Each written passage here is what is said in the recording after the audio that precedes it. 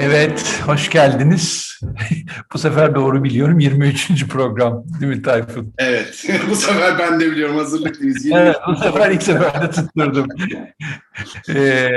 Bugün misafirimiz bir besteci. Kendisi Erberk Er Yılmaz. Hoş geldiniz diyorum. Merhaba. Merhabalar, hoş bulduk. Nasılsınız? Sağ olun, teşekkürler beni konuk ettiğiniz için. Ne demek? Bizim için büyük bir keyif. Çok güzel bir program. Ee, Bugün sizinle Violonsel için yazdığınız eserler hakkında konuşmak istedik. Sağ olun, siz de kabul ettiniz. Biz hiç tanışmıyoruz sizinle. Ben ilk defa burada bu Zoom ortamında artık hepimiz Zoom'la yaşar olduk. Bu ortamda tanışmış olduk. Bizim konsept gereği ilk başta misafirimizden kısaca deyip halbuki misafirimizin isteği oranında kendisini bir miktar tanıtmasını istiyoruz. Çünkü bilen var, bilmeyen var, doğru bilen var, yanlış bilen var. Bir miktar kayda geçmesi açısından bize kendinizi arzu ettiğiniz şekilde tanıtırsanız çok seviniriz. Tabii memnuniyetle. Ben Samsun'da doğdum. İşte Ankara Devlet Konservatuvarı'nı işte küçükken kazanınca ailemle beraber Ankara'ya taşınmışız. Orada işte Hacettepe'de hem bestecilik hem piyano alanlarında liseyi bitirdikten sonra Amerika'ya gittim. Yaklaşık 15 sene orada yaşadım. İşte eğitimimi, lisans, yüksek lisans, sanat yeterlilik ve doktorayı orada bitirdim. Ardından şimdi ben Ankara'dayım, size Ankara'dan katılıyorum. Ankara Müzik ve Güzel Sanatlar Üniversitesi'nde çok güzel bir yapılanma oluyor. Bestecilik bölümü de kuruluyordu. Geçtiğimiz sene onun üzerine konuşuyorduk. Böyle bir Harika bir heyecanla kampüsünüz buraya var. geldim. Yani bence Türkiye'deki en güzel bina orası. Evet. Bir müzik üniversitesi olmak için yapılmış en güzel bina. Evet, çok şık gerçekten. Ama konser salonlarıydı, odaların izolasyonuydu. Bunlar zamanla geliştirilmesi gereken konular ama öğrencilere çok sıcak bir ortamın olabileceği bir yer diye düşünüyorum ben de. Katılıyorum size. Evet, ne zaman Amerika'daydınız? Tarih ne? 2006'dan işte geçtiğimiz yaza kadar, yani yaklaşık bir yıl öncesine kadar Amerika'daydım ben. Eşim de Amerikalı, çocuğumuz orada doğdu ama çift vatandaş. Hem buraya da geldik, o da Türkçeyi ana dili gibi öğrenmeye başlıyor yavaş yavaş. Ee, Çocuklar erken yaşta kolay evet, toparlıyorlar. Çok evet. problem olacağını düşünmüyorum.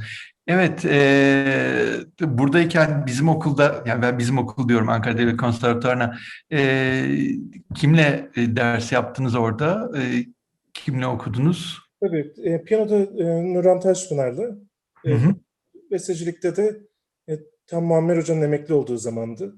Hmm. Onun ardından da Serdar Muhatov hocamızdı. Hı hı. Onunla çalışıyorduk ama yine unutamayacağım oradaki hocalarımdan, o zaman ortaokuldaydım tabii. İlhan Hoca, İlhan Baran tabii çok etkili oldu. Hem İlhan benim Hoca'nın hem okula arkadaş, geldiği dönem o zaman bir geliyor bir gelmiyor, bir geliyor bir gelmiyor. Demek İlhan Hoca'nın geldiği döneme rastlamışsınız. emekliliğinin sonlarıydı. İşte hafta sonları onun dersine giderdik. Yani çok değerli hocalar vardı. Siz de o zaman oradaydınız diye hatırlıyorum. Vallahi ben Yani, artık Demirbaş'a kaydedecektir herhalde. Aslı kaç sene oluyor? Gelecek sene 30 olacak hocalığım yani. Evet, evet Şaka 30 gibi. sene olacak. harika, harika. Ne yazık ki evet benim böyle hani biz artık ihtiyar kuşağı temsil ediyoruz görünümümüzün dışında. Biraz önce Aslı'yla da kayıttan önce konuşuyorduk yani biz bayağı artık yaşımız ilerledi. Değil mi Tayfun? Biraz laf atayım sana da. Biz dinozorlar diyordun, artık demiyorsun ama dinozor kuşağı olduk yani. Aynen, aynen. Şimdi evet bu güzel, tabii harika bir CV, harika bir geçmiş, güzel bir okulda yeni bir hayat, yeni bir yaşam. Bu Violonsel için bestelediğiniz eserlere gelmek istiyoruz. Bizde kaydı olan 4 tane eseriniz var. Doğru mu önce? Bir onu sorayım. Doğru olması lazım. Acaba hangilerini söyledim? Onu da Ben merak ettim. sırayla gideyim hem de üzerinde konuşmuş oluruz. Bir tanesi Balkon Rapsodisi diye bir eser var. Evet, Nedir, ne değildir, Beyoncé'yle alakalı mıdır? Siz söyleyin. Biz de hem de kayıtlarımızı teyit etmiş oluruz. Evet, o parça Rhapsody ismiyle ne evrildi zamanla. Hem keman versiyonu, viola versiyonu ve cello versiyonu var o parçanın. Amacım orada Orijinali ne için bunun? birazcık ben çalgı konusunda esnek davranıyorum. Yani orijinali e, hangisi tam olarak ben de düşünemiyorum. Ama temel fikrim bir yaylı ve piyano eşliğinin olmasıydı. Bir yaylı solo enstrüman ve piyano eşliğinin olmasıydı. E, Çünkü her çalgıda biliyorsunuz tabii ki avantajlar, dezavantajlar oluyor. Ama cello için özellikle tabii ki o ses derinliğini alabilmesi ve daha çok bu e, ben halk müziği enstrümanlarının birazcık çiğ olan sesinden, o enerjisinden yararlanmayı çok istiyorum. O yüzden cello'da beni çok tatmin eden bir yorum oldu. Bu müziğin cello'da çalınması.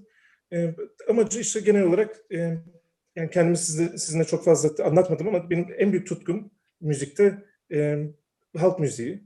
Özellikle Doğu Avrupa ve Orta Doğu bu bölgenin halk müziği beni en çok heyecanlandıran müzik diyebilirim. Birazcık o zamanların başlarındaydım. O müzikleri yeni tanımaya başlıyordum. Oradan gelen 4 bölümden oluşan bir parça bu. Anladım. Solo bir eser herhalde, doğru anlıyorum. Evet, yani cello ve piyano için bu müzik. Cello ve piyano için tonal bir eser diye anlıyorum.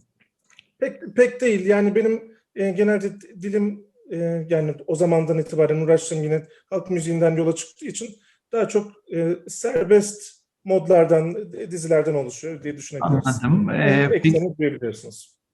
anladım. Peki kaç yılında bestelediniz bu eseri? Bu çok ne zamandı? 2006-2007 civarında bestelediğim ama yanlış hatırlamıyorsam Amerika'da yazdığım birinci veya ikinci müzik olması lazım bu. Anladım. Bu o zaman Amerika döneminde bu Doğu Avrupa müziklerine duyulan ilginin bir sonucu olan bir eser. Doğru anlıyorum herhalde. Yani bu beni o zaman çok yönlendiren bir müzikti. Çünkü Amerika'ya yeni gelmiştim. Biliyorsunuz Hacettepe'de yaklaşık 6 sene okudum ben Hacettepe'de. Türk müziğine dair maalesef bir dersimiz yoktu. Bunun hep üzüntüsünü yaşadım. Oraya gittiğimde zaten içimde bir halk müziği sevgisi vardı. Ama oraya gittiğimde insan kendisini bulmaya başlıyor. Uzaktan bakmaya başlıyor kendi kültürüne yurt dışında olunca.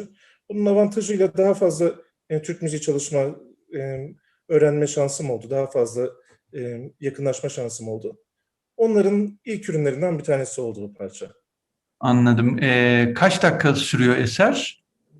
12-13 dakika civarında olması lazım. 12-13 dakika. O zaman tek bölümlü bir eser formatında bir şey. Doğru anlıyorum herhalde. Birbiriyle bitişik 4 bölüm. Birbiriyle bitişik 4 bölüm. Bunları soruyorum çünkü hiç eseri dinlememiş bir kişi için bir tanımlama lazım. Hele bestecinin ağzından ne düşündüğünü, ne hissettiğini, neye istinaden yazdığını duymak bence en değerli şey. Sonuçta ben elime notayı alsam, evet bir şeyler var ama nedir? Asıl bestecinin düşündüğünü öğrenince haberimiz oluyor. Çünkü insan çok notayla baş başa kalınca eksik bilgi aldığımızı düşünüyoruz. Tabii ki. Yani notu aslında bir iletişim aracı ama en ideal iletişim aracı tabii ki konuşmak böyle çok daha kolay oluyor. Sizi de gerçekten böyle bir platform yarattığınız için ayrıca teşekkür ediyorum tabii ki. Bu parçanın kaydının yanlış hatırlamıyorsam YouTube'da olması lazım cello versiyonunun. Evet, YouTube'da bir kaydı var. Karşılaştığım sizin YouTube adresinizde, sizin Evet. isminizde bir kaydı var. Rhapsody for Cello and Piano diye bulunabiliyor. Kim çalmış o şeyi, kaydı? Şu an San Francisco'da yaşayan Evan Kahn adında benim yakın bir cellist dostum oradaki. Finalde ben çalmıştım. Başka bir seslendirme var mı? YouTube kaydı ayrı da hani konser şudur budur. Bu arkadaşımız Evan çok cesur bir cellocu. Benim o zamanki bir restlerimde işte 7 tane parça vardı konserde.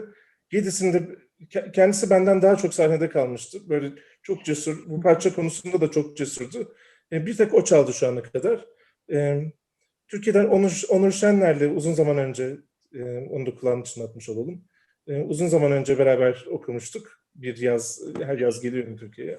Vallahi haftaya da Onur misafir ediyoruz. Daha Gerçekten mi? önce konuştum. Evet, evet. Ne güzel. Onur'la da yapacağız. Onur çalmadı o zaman bunu.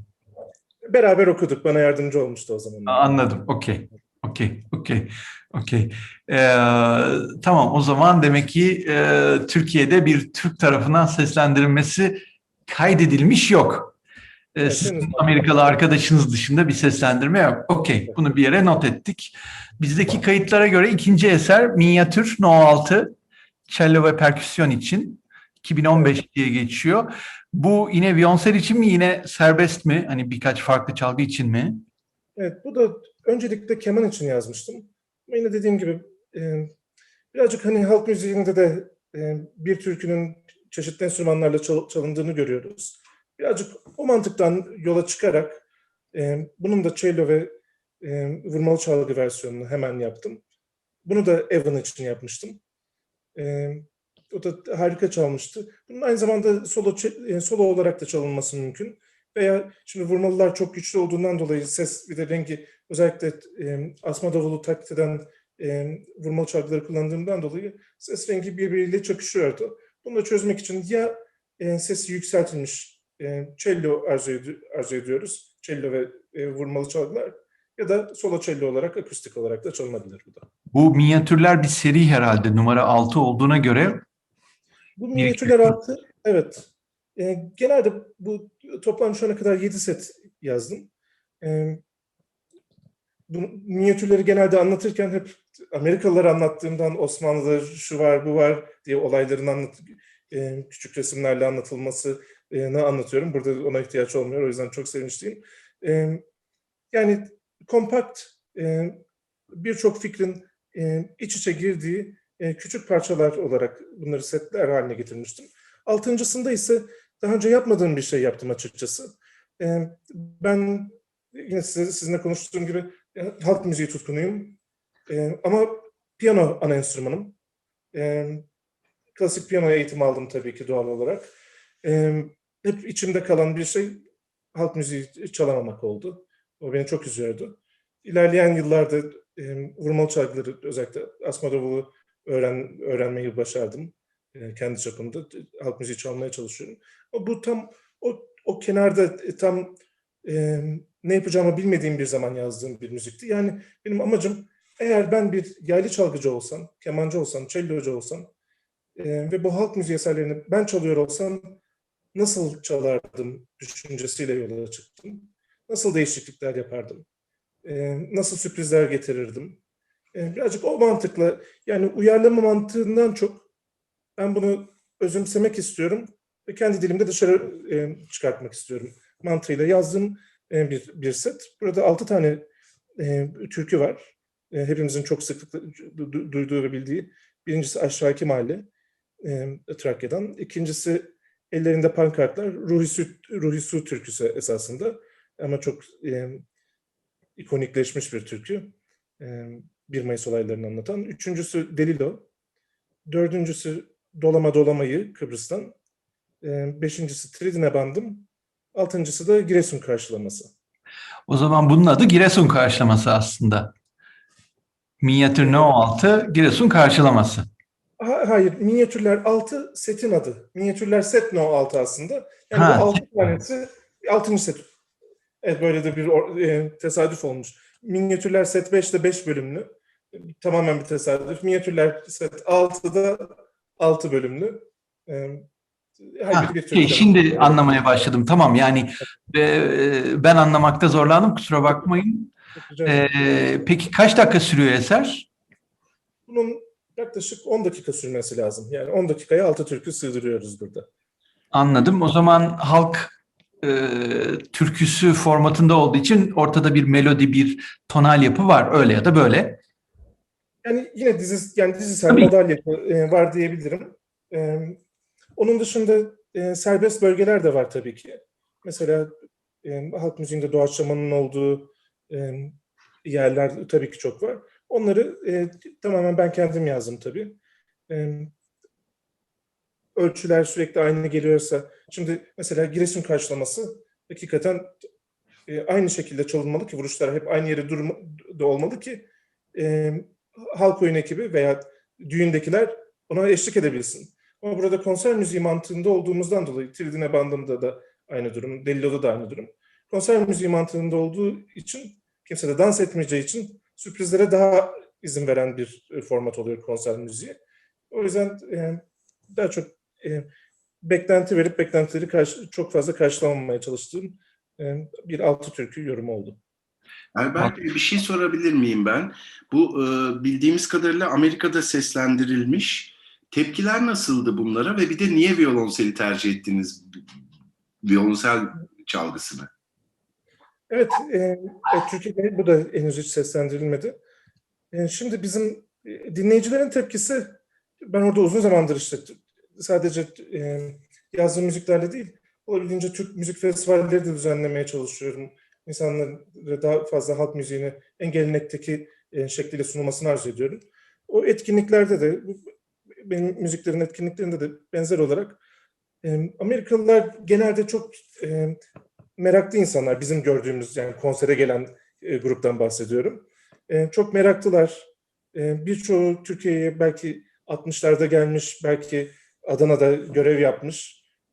Onlar için nostaljik duygular da oluyor ama genelde mesela Türkiye'de çok fazla Türk yemekleri restoranı vardır. Amerika'da çok fazla uluslararası mutfak vardır.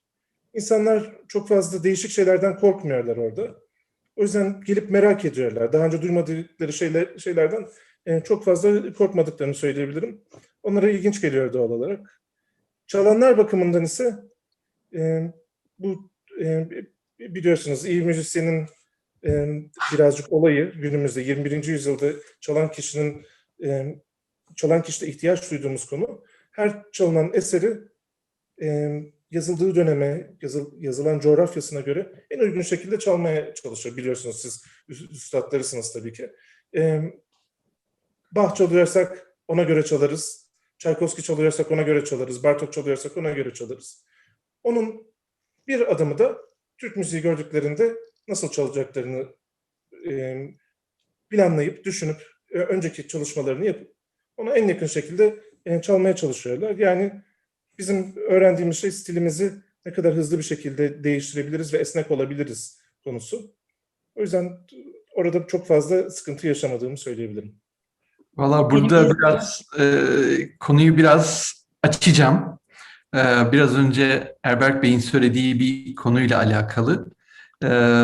Bu halk müziği veya işte dans müziklerinin dansla bir alakası olması veya dansı öncelemesi aslında bundan 200 küsur yıl önce ki bir konuya da bağlantılı benim gözümde. Aslı çok iyi hatırlar. Siz dersteyken Aslı, ben sizi Bach suite'lerde ben kalkar dans ederdim, hatırlıyor musun? Evet, tabii ki Ya o hatırlıyorum. Alemand'ın, o Kurant'ın, o Saraband'ın, o minuelerin, o gavotların bana göre dans ettirecek şekilde çalınması lazım ama tabii bu 20. yüzyılda hiç önemsenmemiş bir tarz. Şimdi 20. yüzyıla geri geldik. Ben geri gelmek olarak görüyorum. Şu an önümde Instagram'da açtığım bir violonselci var. Ditta, bir Macar violonselci. Ditta Roman. Sahnede birisi dans ederken bas suite'leri çalıyor ve bu son zamanlarda çok rastladığım bir şey. Bunun ne alakası var Türk halk müziğimizle? Size biraz sormak istiyorum. Yani halk müziği çalarken de eğer bu bir oyun havasıysa veya bir şekilde dans edilmesi gerekiyorsa, o zaman çalınan müziğin de dans ettiriyor olması gerekmez mi? İstediğin kadar sahnede çal. Yani tamam, sunum farklı ama biz de sonuçta Bach suite'leri konser formatında çalıyoruz ama eğer o hissi veremiyorsak, dans ettiremiyorsak, o zaman yaptığımız iş, bu tamamen benim kişisel fikrim. Ben burada Bach otoritesi olamam. Dünyada 250 tane sadece yapılmış kayıt biliyorum. Kaç 100.000 tane Bach otoritesi var. Her taraf Bach dolu. Ama böyle bir bakış açısıyla bakınca, sizi hazır burada yakalamışken bir besteci gözüyle halk müziğinin formatına yaklaşmak Ne düşünüyorsunuz bu konuda? Benim için doğru. Hani ben kişisel olarak orada taraf tutuyorum. Hani çok net olarak. Şimdi bana sorarsanız bize bestecilik aslında çok enteresan bir meslek. Biz önce müzik dinleyicileriyiz. Yani hepimiz çalanlar da öyle. Müzik severleriz biz. Müzik sever olduğumuz için müzisyen olmak istediğimizi umut ediyorum. Hepimiz öyleyizdir. Doğal olarak bizim çevremizde duyduğumuz şeyler bizi etkiliyor. Bizim kim olduğumuzu belirliyor. Kulağımızı, kulak kültürümüzü belirliyor. Bunun dışında besteci olarak da öğrendiğimiz şeyler var tabii ki. Bunlar teknikler, bu gerek işte Ankara'da gördüğümüz gibi, işte Hacettepe'de gördüğümüz gibi armoni eğitimi olsun, Bach'ın tarzı olsun, Mozart'ın tarzı olsun. Onlar da dahil olabilir. Veya serbest araştırdığınız diyelim, Kore halk müziği de olabilir, Rus halk müziği de olabilir, İsveç halk müziği de olabilir. Onların tekniklerini öğrenmek aslında bestecinin sunumunu değiştiriyor tabii ki. Müziği nasıl ilginç kılar? Bunlar için daha fazla araç veriyor bestecilerin teknik çalışmaları. Şimdi bana sorarsanız benim arzu ettiğim şey, Neşet Ertaş'ı duyduğunuz zaman nasıl hemen Neşet Ertaş olduğunu bilirsiniz. Ve benim çok sevdiğim başka bir sanatçı, Bolulu Amar Ersin var. Hemen kendi stilini duyduktan sonra anlayabilirsiniz. Ne zaman duysanız her zaman tanırsınız. Onlar, Aşık Veysel de öyle mesela. Onlar kendi çevrelerinde bildikleriyle, eğitimleriyle, görgüleriyle en iyilerini yapmışlar. Ve kendi stillerinde yapmışlar. Ben de arzu ediyorum ki benzer bir durumu, bir türkü varsa karşımda, bir halk oyunu varsa karşımda, kendi dilimde sevdiğim şekilde anlatmaya çalışayım. Benim aldığım eğitim, hayatımın beni şekillendirmesiyle öğrendiğim şeyleri de bu çıkan sonuca yansıtmayı arzu ediyorum. Yani aslında biz Türkiye'de çok fazla işte Batı müziği besteciliği, Türk müziği besteciliği gibi ayırıyoruz. Bizim okulda ayırmıyoruz. Onu Ankara Müzik ve Güzel Sanatlar Üniversitesi'ne ayırmamayı arzuluyoruz.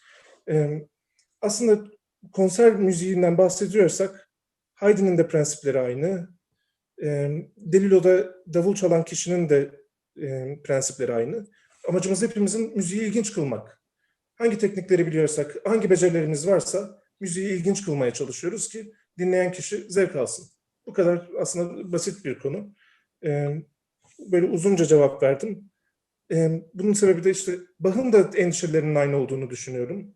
Tchaikovsky'nin de endişelerinin aynı olduğunu düşünüyorum. Kendi öğrendikleri teknikleriyle etrafındaki duydukları müzikleri en iyi şekilde sunmaya çalışmışlar diye düşünüyorum. Ki Bach inanılmaz görgülü bir insanmış tabii. Hollanda'nın org kültürünü de biliyor. Çevresinin halk müziği kültürlerini de biliyor. Lutheran kilise müziğini de biliyor. İtalyan konçerto kültürünü de biliyor. Ve inanılmaz bir müzik çıkıyor tabii. Bach tabii çok özel bir örnek. Ama genel prensipte bana sorarsanız müzisyenlerin, müzik yaratan kişilerin yola çıkış yerleri çok birbirine benziyor. Yani ben tabii bu bütün benim evrensel müzik dediğim veya entelektüel müzik dediğim müzikteki çok önemli bir tartışma konusu. İşte orijinaline yakın mı hit dedikleri veya modern şekilde mi çalsın, bir kısım meslektaşımız hayır böyle olacak diyor, bir kısım öyle diyor. Burada doğru yanlıştan çok hani insana sıcak gelen taraf tutmaktan kastım o, yoksa burada bir mutlak doğru zaten olamaz müziğin olduğu yerde. Ama hani fikrinizi merak ettim. Sonuçta ben o taraftayım. Ya ben Aslı ile Pınar ders yaparken çok kalkıp dans ettiğimi hatırlarım, değil mi? Sen hatırlıyorsun Aslı. Yani Hem siz de bile çok net. evet, yani Çok ben net hatırlıyorum. o hissi başka türlü veremezsin. O orijinali tabii Bach'ın suite'lerinin formatı Marin Mare'den gelir. Çok büyük bir barok gambist, yani gambanın zirvesini temsil ediyor Marin Mare. Yani o başka türlü nasıl hissedilir? Ben başka türlü tarif edemeyeceğimi düşündüğüm için öyle anlatmıştım. Yani aynı şeyin bizim halk müziğimizle bağlantılı da hani mantığının aynı olması gerektiğini düşünüyorum. Ama dediğim gibi tamamen benimki bir şahsi görüş. Yani burada yoksa mutlak doğru, mutlak yanlış diye bir şey yok. Buyurun Evet. mesela Kusura bakmayın, bölüyorum. Mesela Yok. Saygun, ben çok yorumlamayı seven ve dinlemesini çok seven birisiyim. Mesela Saygun horonların maalesef çok çektiğini düşünüyorum. Horonları çok iyi dinlememiz lazım, anlamamız lazım. Kaç vuruş duyuyoruz? Onu tabii ki Prokofiev'in 7 vuruşlu bir eseri gibi düşünmememiz lazım. Mesela bence 20. yüzyıl Türk bestecileri repertuarında da halk müziğine daha fazla dikkat etmemiz lazım. Sizin dediğiniz nasıl Bach suite'lerde onu hissediyorsak, biz bir Saygun Demet'ten horonu çaldığımızda da dans edilebilir halde olması lazım. O yüzden size katılıyorum. Yani bu bir görüş. Sonuçta inşallah bizim gibi düşünen insanların vermeye çalıştığı hissi dinleyiciler keyifle dinler diye ümit ediyorum. Yani sonuçta biz bir sunum yapıyoruz. Yorumcuların yaptığı şey masaya servis. Biz aracıyız. Asıl mutfaktaki şefler sizsiniz. Yemeği pişiren sizsiniz. Biz sadece alıp masaya getirip sunumunu yapıyoruz. Biz aracıyız, ne olursa olsun. Evet, bu şeyin, minyatürün YouTube'da kayıtları var mı? Minyatürlerin evet olması lazım. Hem keman versiyonunun var, cello versiyonunun birkaç bölümü var. Kesitler olması lazım yanlış hatırlamıyorsam. Tamam. Ve şaşırtıcı derecede iyi çaldıklarını fark ediyorum. Yani gerçekten yabancılar, yine yabancılar, Türkler değil seslendirenler. Ben çok seviyorum. Eserlerinizi sıklıkla dinliyorum. Ve gerçekten şaşırtıcı derecede Türk gibi çalmışlar. Yani gerçekten çok iyi yorumlar var. O yüzden çok, yani yorumlarını da ekstra beğendim. Herkese tavsiye ediyorum. O zaman Buradan dinlenmesini. ediyoruz kanaldan hemen. Mutlaka Erberk Bey'in kanalına. Sağ olun. Dediğim gibi iyi müzisyenler stil değiştirmeyi, yeni şeyler öğrenmeyi beceren insanlar. Birçok kaydı dinlediler. Onun dışında bahsettiğimiz müzisyenler bu konuyla ilgili olduğundan dolayı Saygun kuartetlerde çaldılar, Erkin kuartetlerde, Erkin Beşli'de çalmışlıkları var.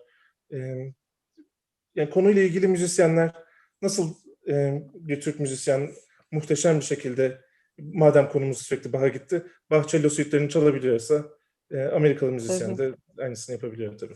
Erkin Beşli de dediğiniz gibi ya onu gerçekten Türk gibi çalmak lazım.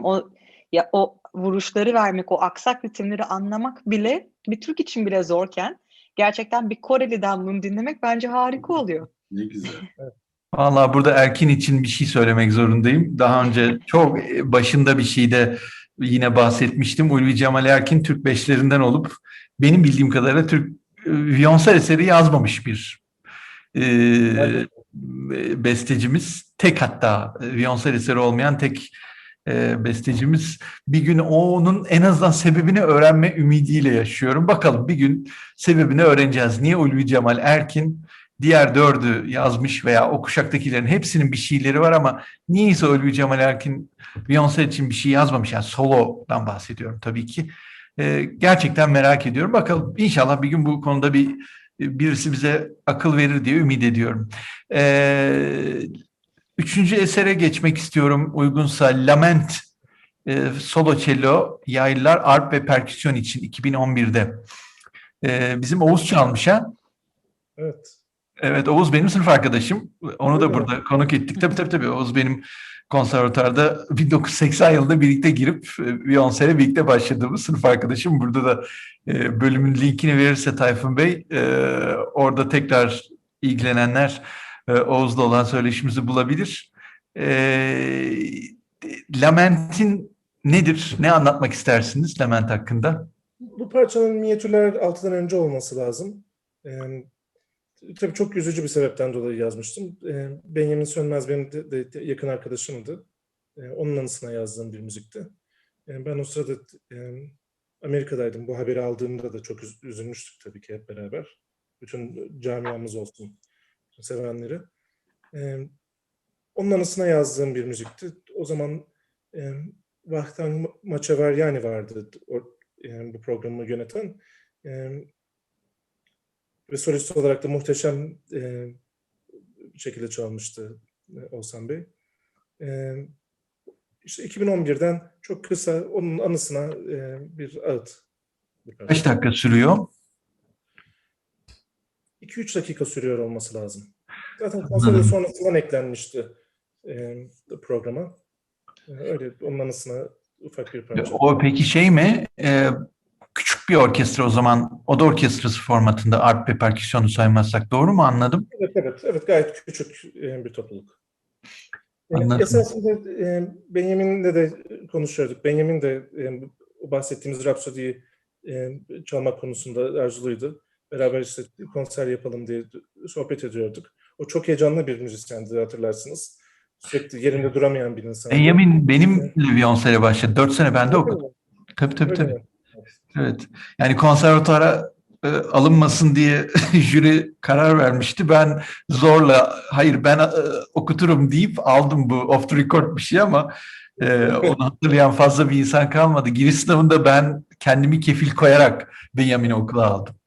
İyi ki yapmışsınız tabii. Evet, 4 sene ben askere gidene kadar bende okudu Benjamin. Evet, işte o Rhapsody'yi beraber de çalabilir miyiz diye planlar yaparken böyle üzücü haberi almıştık. Böyle 2-3 dakikalık ufak bir aradı. Bir daha hiç seslendirildi mi Lament? Seslendirilmedi. Kaydı var mı bu Oğuz'un çaldığı kayıt?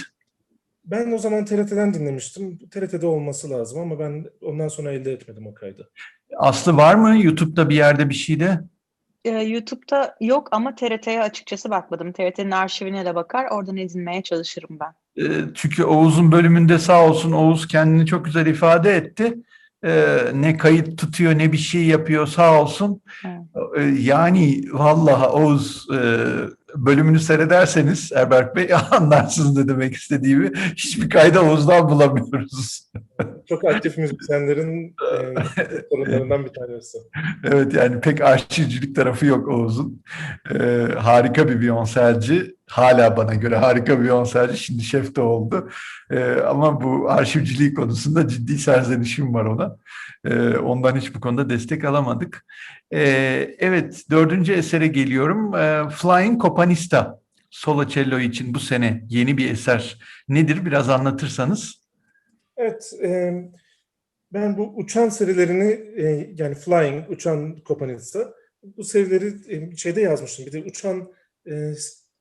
uçan Sirto var keman ve yaylı topluluğu için. Bir tane uçan horonum var. Flüt, bilgisayarlı flüt. Copanista ne demek? Efendim? Copanista ne demek? Copanista bir Bulgar dansı. 11 yani 4 artı 3 artı 4 8'lik veya 16'lıktan oluşan kalıbında bir Bulgar dansı. Yakalaması çok kolay olmayan bir dans. O yüzden çok hoşuma gidiyor bu kalıp. Yani kuvvetli zamanının nerede olduğunu, birinci vuruşun nerede olduğunu anlaması bazen güçlük yaratan bir dans. Onun daha da uçan versiyonunu yapmak istedim solo cello için. Pandemi zamanının ilk siparişlerinden bir tanesiydi bu. Müziğe göre Kim sipariş geri etti? Latitude 49 diye bir topluluk, Amerika'daki çağdaş müzik topluluğu. Onlar topluluğun her üyesi için bir eser sipariş ettiler, solo eserler. Ve ondan sonra bunları konser olarak sundular. Bu parçanın da sunuluyor olması lazım ve albüm olarak satılıyor olması lazım bütün bu siparişlerinin. Bu da Houston'daki oradaki dostum Max Geisler diye bir cellocu arkadaşımız var. Onun için yazdım. Bu da yaklaşık 1 dakikalık bir parça. Ama içine çok şey sığdırmaya çalıştığım bir müzik oldu bu da. Nota basıldı mı yoksa sadece hani dijital olarak sizde mi var? Yani böyle bir edisyon falan bir şey olacak mı? Notaları ben Amerika'nın serbest piyasa ekonomisine göre oradaki şeye vermemekten dolayı basımcılar çünkü çok hak sahibi oluyorlar. Bütün müziklerimi ben kendi web sitemden satıyorum. Orada eser listemin altında bir de published works yani basılmış müziklerin listesi var. Bir sıkıntı yok. Evet. Yok bir şey yok. Basılmış müziklerin listesi var orada. Yani kendi web sitem üzerinden daha çok talepleri gönderiyorum. Bu şekilde kimlerin çaldığını takip edebiliyorum. direkt benden en son halleri de çıkmış oluyor. Anladım. Tamam, o zaman bu da bir sonraki sorunun cevabını vermiş oluyor. E, Bu basılı müziklerin nasıl elde edileceği, sizin eserlerinize nasıl ulaşılacağına dair bilgi vermiş oluyor bize. Doğru Evet, mu? evet. Basılmış müziklerin hepsi, yani basılmıştan kastım paylaşılabilir kalitede olduğunu düşündüğüm müziklerin hepsi, yani çok genç müzikleri dahil değil tabii buna.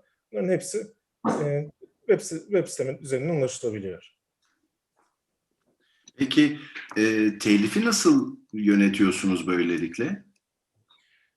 E, Türkiye'ye yeni geldim tabii. Türkiye'de işlerin nasıl yürüdüğünü bilmiyorum ama Amerika'da çok sağlam, tertemiz bir şekilde yürüyor.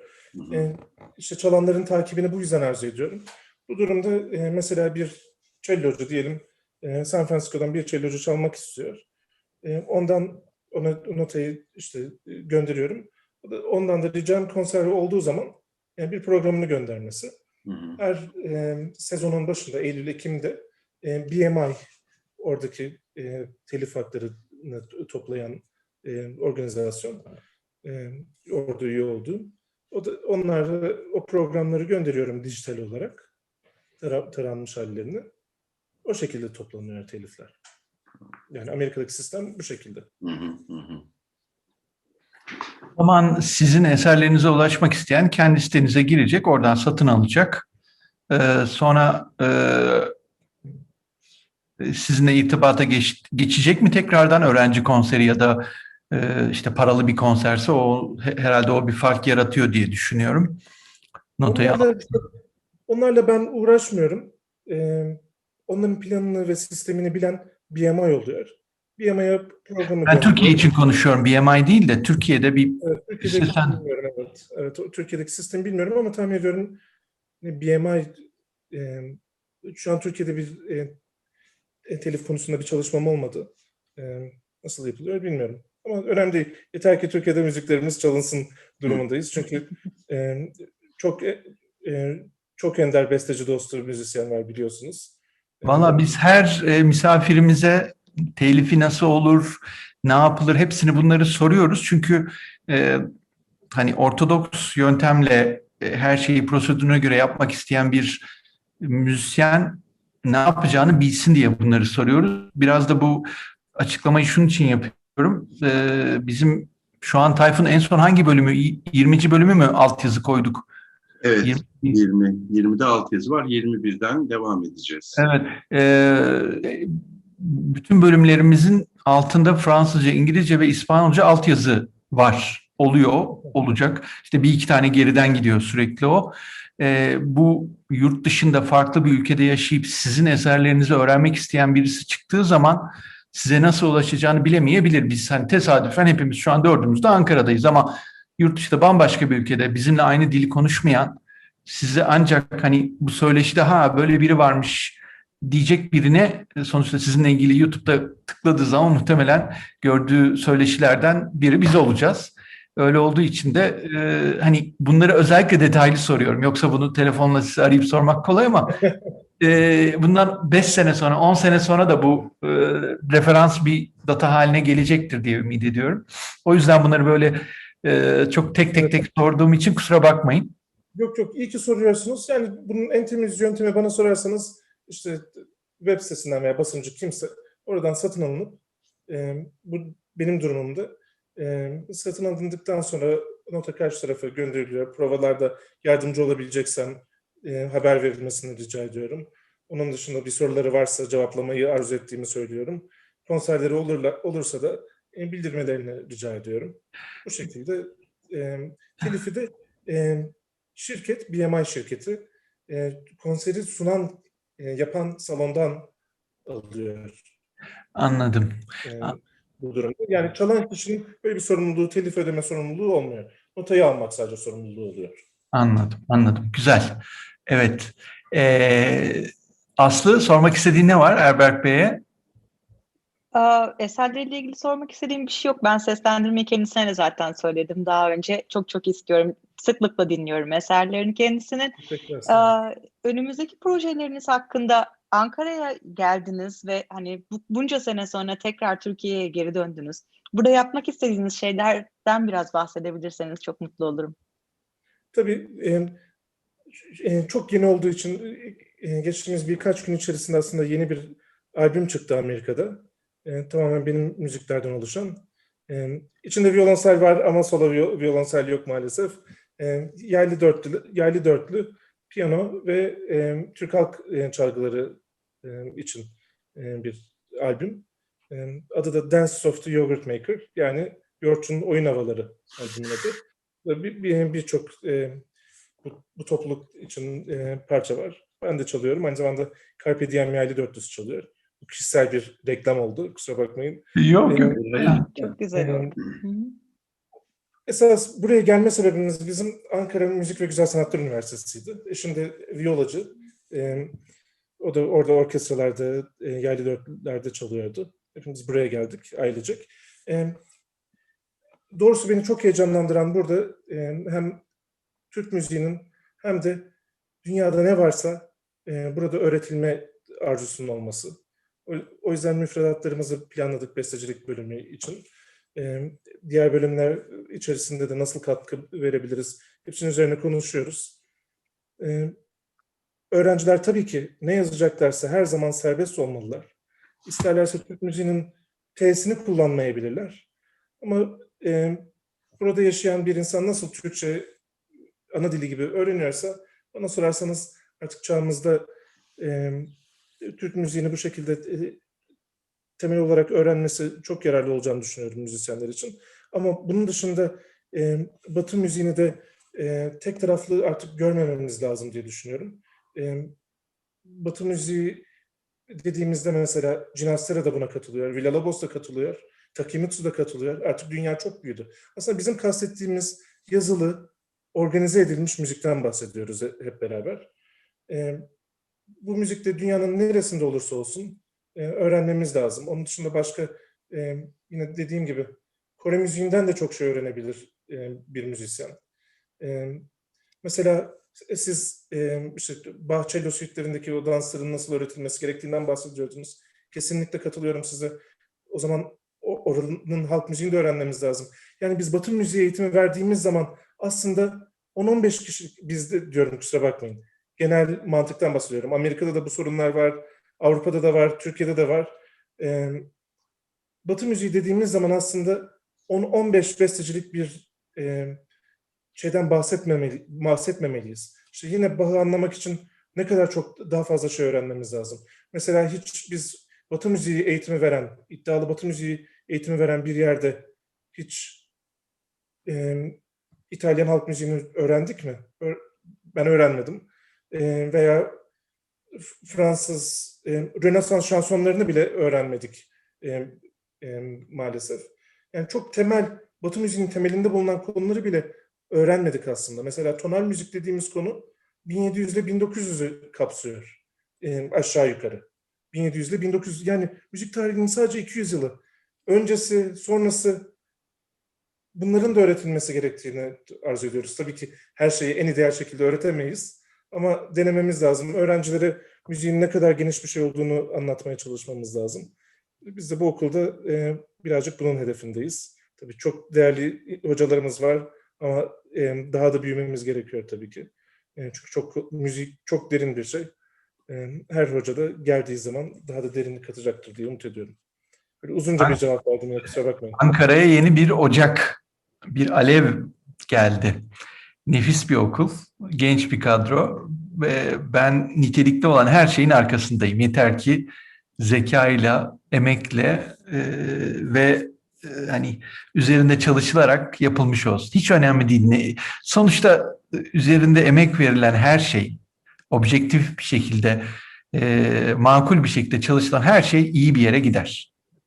İnşallah. Subjektif olmadıktan sonra, yani şey anlamında, hani kendine yontmak anlamında konuşuyorum subjektiviteyi. Yoksa hepimizin bir görüşü var. Nasıl iyi bir yere gidecek? Siz de genç, dinamik bir ekipsiniz. Yarın mesela bizim Pınar'la bir görüşmemiz var. Bir başka röportaj yapacağız. insan evlatlarını ayıramaz. Ben de sonuçta Aslı olsun, Pınar olsun, işte Benjamin rahmetli olsun. Bunların hiçbirini ayıramam. Sonuçta bunlar benim ilk göz ağrılarım. Benim ilk kuşağım onlar. Sonuçta herkes elinden geldiği kadar en iyisini yapmaya çalışıyor. Tayfun, senin eklemek istediğin, sormak istediğin bir şey varsa lütfen. Yayından önce şöyle bir söylemiştik. Erberk Bey bence bir ondan da söz etsin. Ülkeler ve bu köklerinden gelen müzikle nasıl ilgilendiğini söyledi. Belki bu ilgisi çok çarpıcı, enteresan bir şeye de sebep olmuş. Sanırım onun bir bestesi 2019 yılında kurgulanmış, 2021'de gidecekmiş ama bir uzay aracıyla Google NASA işbirliğiyle bir diske kaydedilip yurt dışına gidecek eserlerden birisi seçilmiş. Bize azıcık ondan da bahsederse çok sevinirim. Tabii bir e-posta gelmişti bana Carnegie Mellon Üniversitesi'ndeyken, sanat yeterliliğimi yaparken. Bir e-posta geldi okulun müdürü tarafından. Üniversite işte NASA ile Google'la bir ortak çalışma yapıyor. Bu çalışma gereği işte Da Vinci'nin eserlerinin çok minyatür halleri olsun, bilimle ilgili, genlerle ilgili belgeler olsun, kültürle ilgili konular olsun, bir disk gönderileceğini, titanyum disk Ay'a gönderileceğini söylüyor e-postada. İşte bir zaman kapsülü olarak.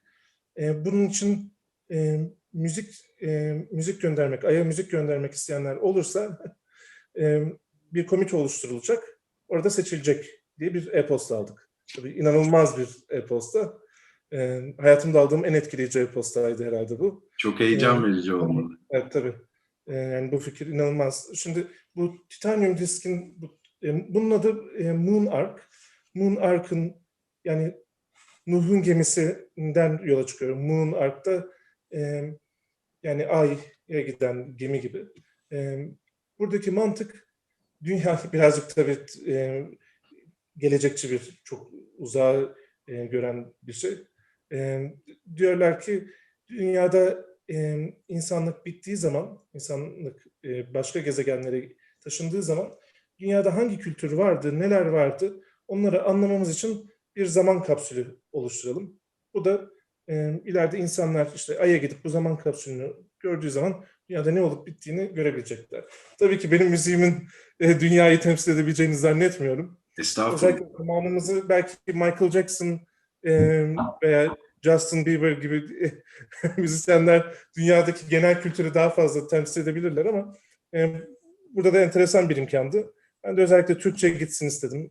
O yüzden Mecnun'un Leyla'mı gördüm türküsünden yola çıkan bir müzik yazdım. Onun da sebebi, başta aslında beni çok zorladı. Böyle yine derinine girerek anlatıyorum ama beni ilk başta zorladı. Ben hep böyle halk müziğinden yola çıkıyorum. Ay'a gidecek bir müziği ne diyebilirim, nasıl bir ilişki kurabilirim diye düşünüyordum. Çok zorlandım. İlk ay bir şey yazamadım. Sonra ben maalesef sevdiği türkülerin sözlerini hatırlayamayan bir insanım. Sonra bir hatırladım, dinledim, rastgele dinlerken Mecnun'un Leyla'mı gördüm. Orada Zühre yıldızı diyor, ay mıydı, gün müydü yüzü diyor. Yani güzelliği biz zaten dilimizde ay yüzlülükle tarif ederiz, biliyorsunuz tabii ki. Burada güzelliğin işte o şekilde tanıtılması, ifade edilmesi çok etkileyici, çok da güzel bir türkü. Hem bağlama sesinin hem Türkçenin de bu kayıtta gitmesini arzu ediyordum. Böyle topluluk ve kayıt edilmiş bağlama ve sesle bir eser oldu. Onu da buradaki besteci dostum Önder Özkoç kaydetti. Diğerlerini de, diğer çalgıları da, yaylı beşli, vurmalı çalgı ve piyanoyu da oradaki Amerikalı dostlarımızla kaydettik üniversitedeki. Elinize sağlık. Evet, bu Voyager 1'deki diske benziyor demek. O da şu an de ya bayağı Plüton'u falan geçti artık. Vardı galiba. İlk Apollo 13'te vardı böyle bir şey, hatırlıyorum. Bakalım, şeyi merak ediyorum, hani latife olsun diye söylüyorum. Uzaylıları dans ettirebilecek miyiz bakalım. Evet. Evet, yani çok enteresan bir fikir gerçekten. Yani çok uzağa gören bir fikir. Çok. Yazması zordu açıkçası. Ay'a gitmeyi hak edecek bir müzik yazmak. Tabii ki öyle bir iddiam yok ama öyle düşününce yazması zor bir müzik oldu. Yani müthiş bir heyecan ve müthiş bir onur aynı zamanda Türkler Evet, için de gerçekten. Çok tebrik ederiz sizi. Sağ olun. Doğru yerde, doğru zamanda olmak. Hayat hep öyle, biliyorsunuz. Öyle bir anı oldu benim için de, unutamayacağım. Elinize sağlık. Evet, bugün harika bir bölüm yaptık. Ben çok keyiflendim açıkçası. İyi ki Erberk Bey'i tanıdık. Kendisiyle bu şekilde dahi olsa, fiziksel olarak olmasa da bir görüşmemiz, tanışıklığımız oldu. Ben çok teşekkür ediyorum. Tayfun Bey'e sözü bırakıp ben çekiliyorum aradan. Çok çok teşekkürler. Gerçekten Erberk Bey bize keyifle bir söyleşi verdi. Ben bu söyleşiyi beğendiyseniz kanala lütfen abone olun, paylaşın demek istiyorum. Çünkü biz demedikçe abone olunmuyor. Böyle bir şey var. Bu aksiyona çağırıyorum herkesi. Erberk Bey'e tekrar teşekkür ediyorum. Herkese hoşça kalın diyorum. Teşekkür ederiz. Hoşçakalın.